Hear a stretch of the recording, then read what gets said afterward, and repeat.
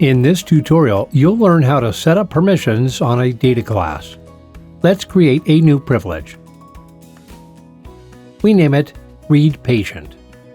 Select the resource on which you want to set up permissions. Here it is, the Patient's data class. Let's set up permissions on the Patient's data class for the Read Patient privilege. Only the Read Patient privilege can read the Patient's data class. Let's create a role.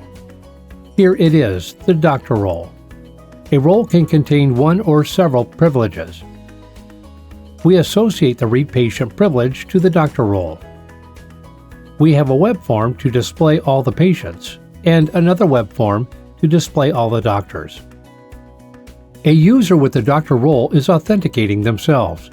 We are authenticated as doctor. The doctor can read the patient's data class because the doctor role contains the Read Patient privilege. The doctor can't read the doctor's data class because we did not set up any permission for this data class.